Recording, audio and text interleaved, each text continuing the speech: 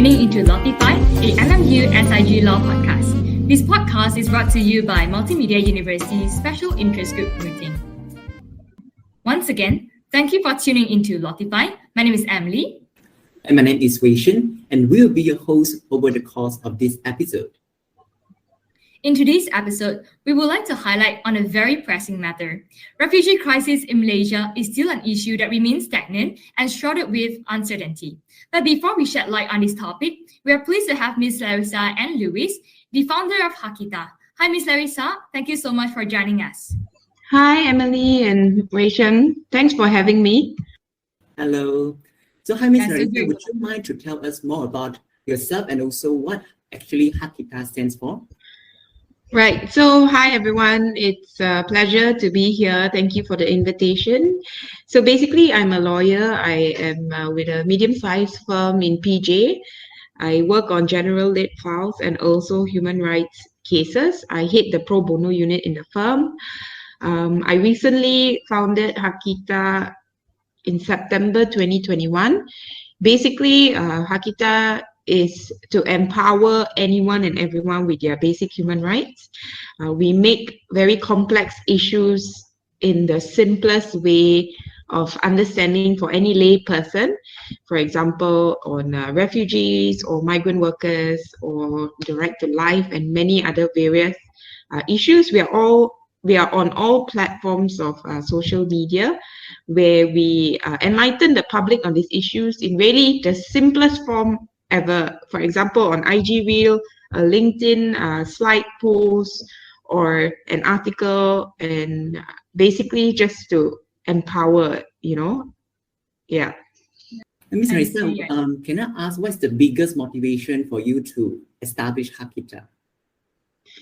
I guess the biggest motivation would be everyone should know their human rights. And I saw that there was a lack in knowing your human rights. Access to justice was an issue. And just like anything or any area that you have in your life, I think knowledge is power. And if every individual knows their rights entrenched in our federal constitution or the Universal Declaration of Human Rights, then they will be better equipped to know when their rights are violated and what they can do about it. And basically, that's just it. Because when it comes to law or human rights, people think it's very complex, very hard to understand. So that's why we wanted to take it one step backwards so that people would understand these big, complex issues in the simplest form. Yeah. I see. Thank you so much, though. That's really inspiring on the introduction. Yes, proceeding forward, in light of our topic, Ms. Larissa, would you like to explain further on what refugee crisis is to those who aren't aware of this? Refugee crisis, that's a very big term, I would say. There are refugees across the world, in every country, fleeing from their own country for refuge, right? So basically, for example, who is a refugee? I think that's the first question that we need to ask today, right? And the definition of a refugee can be found in the Refugee Convention 1951. Briefly, basically someone who is unable or unwilling to return to their country of origin because they have a fear of being persecuted for various reasons. It could be race, religion, nationality, or membership of a particular group or not. So why is it a crisis? Because when these people flee, for example, from Myanmar and they flee to Malaysia, the crisis happens when there are no protection over them when they flee from one country to the other.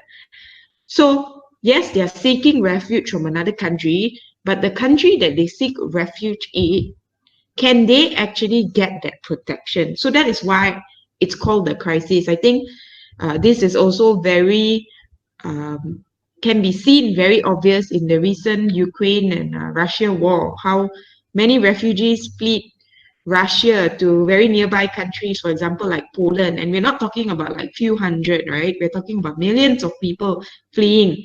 So the country that is accepting them, do they have the capacity to actually overlook and take care of their needs in the interim of the war? Yeah. See. Yes, Larissa, as you mentioned earlier, we have to understand the terms refugee, right? So if not mistaken, there is also another term called asylum seeker. So can I ask how to differentiate between the words refugee and also asylum seeker? I think that's an excellent question because, again, there are a lot of misconception on compartmentalizing these people. Okay, for example, every refugee, like I mentioned just now, is actually initially an asylum seeker, right? But every asylum seeker might not necessarily be a refugee, meaning people who are running away from their country, they are first asylum seekers. Once they come to the country that they are seeking refuge from, they will have to go through the process of UNHCR or whatnot and get a card basically confirming them that they are refugee. So being a refugee gives you some sort of protection as compared to an asylum seeker. Now, the other misconception as well, it comes to basically an asylum seeker, if I could give a definition, it would be someone whose request for sanctuary has yet to be processed. So they're waiting to have the refugee title, right? And the misconception between an asylum seeker and refugees are, for example, stateless people. Stateless people have no nationality at all in whatsoever countries. But a refugee or an asylum seeker would have been a national from a country fleeing to another country. The next misconception would be refugees, asylum seekers, stateless person, and migrants. Undocumented migrants, again, they have a nationality from another country. They have come to a different country, but they don't have the proper documentations, for example, like the visa. So that's why they're called undocumented migrant. They are not refugees, nor are they stateless, but they are a different category altogether. I hope that clears your mind on the definitions. I see, Ms. Larissa. I just have a follow-up question. As mentioned earlier, refugees normally they will have their own nationality, right? So is it correct for me to say that for Rohingya refugees, they can be considered as exception because in their very own country, the Myanmar government they deny the Rohingya people of their citizenships? Can I say that? Yeah, so that would probably be also if they are stateless, meaning they don't have that citizenship with the country, then yeah, they are probably stateless refugees. So, like I mentioned just now, right, a refugee can cease to be a refugee. That means they are no longer a refugee if the conditions in their country are no longer a threat to them. Because most of these refugees, they want to go back to their country. But because of circumstances in their country, they are unable to do so. So the status of a refugee can be no longer there once they are able to go back to their country, or the threat of war or persecution is no longer there. And again, a migrant, for example, can return home if he or she wishes to do so, but a refugee may not be able to do so because of whatever things that they were running away from that could not be sorted out yet. I see. Thank you very much for the clarification. And moving on to the next question, right? And we know that generally there are like some negative connotation or stereotypes tied to such refugees. I'm referring to examples such as unemployment of Malaysian and some of the refugees who can create city concern in Malaysia and etc. So, Ms. Larissa, do you think that this is true? And what are your thoughts that you want to share with us on this? Yeah, I guess the basic negative connotation that we have on refugees is, for example, the refugees are here to take over our jobs or to put a dark light over our country. I mean, for example, you can just read through the media, you can see very unbalanced or irresponsible media coverage towards the refugee. For example, there was one media article, a news article that titled residents voice out their thoughts on Rohingyans living among them. Now, that article specifically gave a very stereotypical name towards these refugees and mentioned them as drug pushers, addicts, or uncivilized or violent, And the very fact that Malaysia is not a party to the Convention of the Refugees nor its protocol, sometimes it can be seen that they don't see refugees as existent in our country. They are more like undocumented migrants or stateless people. That is why getting the definitions right is so important. If you don't understand who is a refugee and why did they end up in our country, it's very easy to think they are here to take over the country. Like I said, if they have a choice, they would love to go back to their country.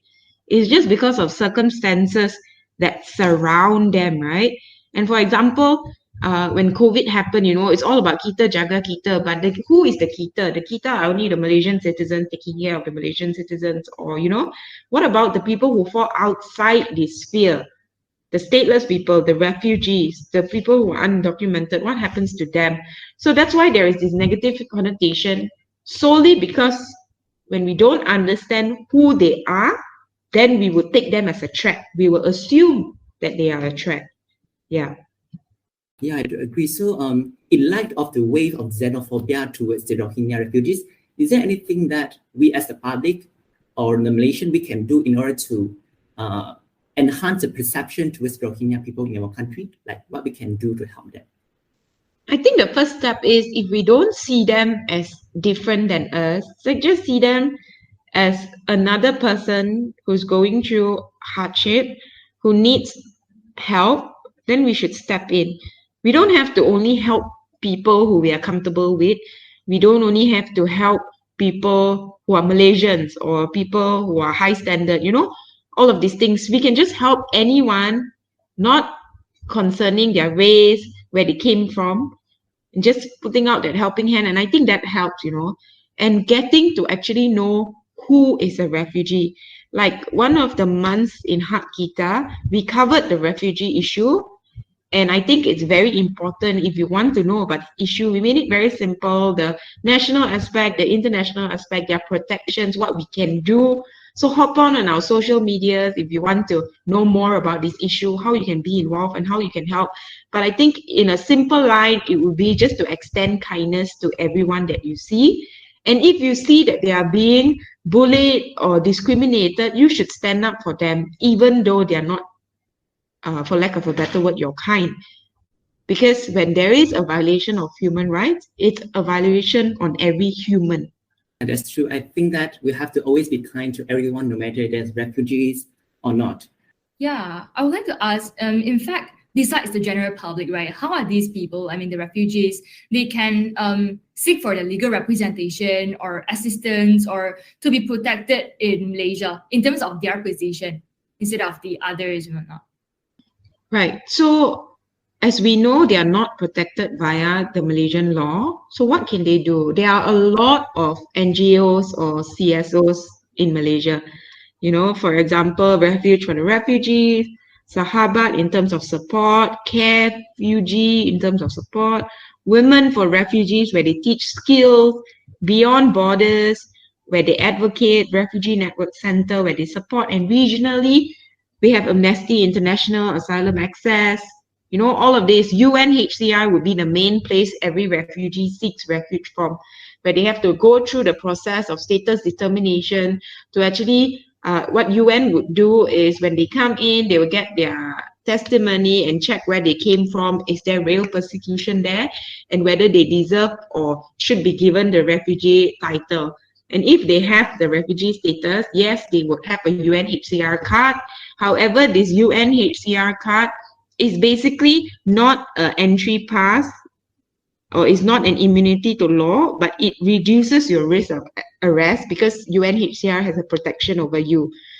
So technically, through these NGOs and CSOs and UNHCR, refugees can be protected in terms of education. They can get education because some of the CSOs give education to refugees, giving them some form of work by teaching them certain skills, in terms of supporting them if they've been abused, if they came from a situation that had caused them trauma, they'll be able to go through the process of help. So UNHCR gives a protection on them. If someone is caught and they are almost getting deported, but they have a refugee status, UNHCR will step in, go to the deportation center and try to get them out. So that's why a refugee status is somewhat important because it gives you protection under UN. I see. I see. Thank you very much for the explanation. It really helps them because I feel like if they don't know their rights, they don't know what they can do, where are they supposed to seek help from, then it might be really, really helpless for them since they're like they came from their country and they're not originated from our country. So, Ms. Larissa, I have one more questions to ask, which is on the COVID-19. We know that this is a really prevailing problem since 2020, if I'm not mistaken. So, how did the COVID-19 actually affect the refugees from a point of view, and what are the challenges that they actually face? Right. So, as I mentioned previously, we know that refugees cannot work under the Malaysian law, but they do seek some informal work to survive. However, when COVID-19 hit, then there were situations where they had to work for salaries below their normal wage, or they had to go through unpaid leave, they had to resign, or they were asked to resign, However, if they go through this kind of situation, there is nothing to protect them. For example, if you and I, if we are working and we were dismissed or we got a salary cut, we have avenues in the industrial court or, to go through domestic inquiries or whatnot. However, because these refugees have no status, so they don't have that protection over them. And also, like what you mentioned just now, refugees being targeted by the police and immigration officers, because there is a lack of clear policies and awareness among the law enforcement officials on who a refugee is, then they fall between the cracks. So they will take refugees under violating the Malaysian Immigration Act, meaning they have come here without a valid pass when they actually came here because they were fleeing from their country. So that's why it's very, very important to know who is a refugee, right? And as you mentioned also, the wave of online hate speech towards the refugees, hostility towards the refugees throughout the COVID, and the various issues on COVID being spread within the communities because of their living spaces, right? Because they're so tightly together. And then the whole vaccination, yes, they were eventually given, but the whole process to get there, it took some time, because at the end of the day, when it came to COVID, herd immunity was very important. So those who fell within the gaps were struggling. But thankfully now everything is so much better in terms of our vaccination and all of that. But yeah, if I could mention, that would be the few things that they had to go through during the COVID. Yeah. We are close to the end of this podcast already. So I'd like to pass the floor back to Shen. Yeah, so before we end the episode, so I just have one follow-up question, because as mentioned earlier, Ms. Larissa mentioned about the issue of deportation, right? Because actually last year, if not mistaken, Malaysia actually deport around more than 1,000 of Rohingya refugees back to Myanmar, in spite of the court order given by the Malaysian court, which refrained the Malaysian government from doing so. So may I ask, is it contradictory to the principle of non-refoulement? And would you mind to explain briefly as to what is actually the principle of non-refoulement and whether Malaysia is bound by this principle? Right. So one very important thing about that case, right, it's because it recognizes the function of NGOs, because Asylum, Access and Amnesty International, if I'm not mistaken, are the ones who brought the case. And it shows their local standing or their standing as an NGO to bring a case in relation to this issue. So that's why that case was groundbreaking. And like you mentioned, it was a judicial review to challenge the immigration department's move to deport around 114 Myanmar nationals. So the High Court granted the leave and a stay against the deportation. And like I said on the local standby issue, right, the court said NGOs played an important role in today's society to vindicate for the rights of the vulnerable. So that was a very good outcome from that case. However, the department still deported the Myanmar nationals in defiance of the court order, actually, showing that, of course, someone said actually from the USA embassy, it's a clear display that the Malaysian government does not respect the ongoing court process and has put Malaysia in a bad light on the human rights front. Why would someone say that? Or, if you read the news, because when you go through the court process, you get an order, you should honor the order, right? Because that was what was granted and given. So to be put in a position when the order was still went on, of course, it's a clear breach of the court process, number one. And number two, of why they had to be deported back, knowing the circumstances in Myanmar and how the whole issue came about. Of course, there is a violation. We might not have laws to protect refugees specifically, but our federal constitution constitutes various fundamental liberties in relation, i.e., to our human rights, i.e., a reflection of the UDHR, the Universal Declaration of Human Rights. And that's why this case was blown up nationally, internationally, because it was a very important case.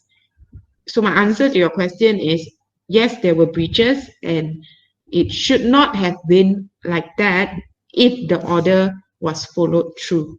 Yeah, thank you so much. So due to time constraint, so I'm afraid we have to come to the last question for today's episode. So before we end, Ms. Larissa, would you mind to share, like, we as a public, what we can do and should do to really help those refugees in our country? If you are interested in this area of law, you should intern in various NGOs and help them. There are various ways you can help to educate refugee children, to help with their skills, to let them know as lawyers, to let them know their human rights, things like this. Put your foot in these NGOs and be a part of the move to actually help these refugees. And of course, aside from that, like throughout this whole podcast, I think we can all agree that we have to be kind to anyone. It doesn't have to just be refugees, but to anyone who's going through an issue. Like I said, human rights are for all humans, and refugees are humans too. So we must be able to be in a position where we can extend help and grace to these people, where we can empower them with their knowledge, where you can volunteer to help these NGOs to push and protect this community. Yeah.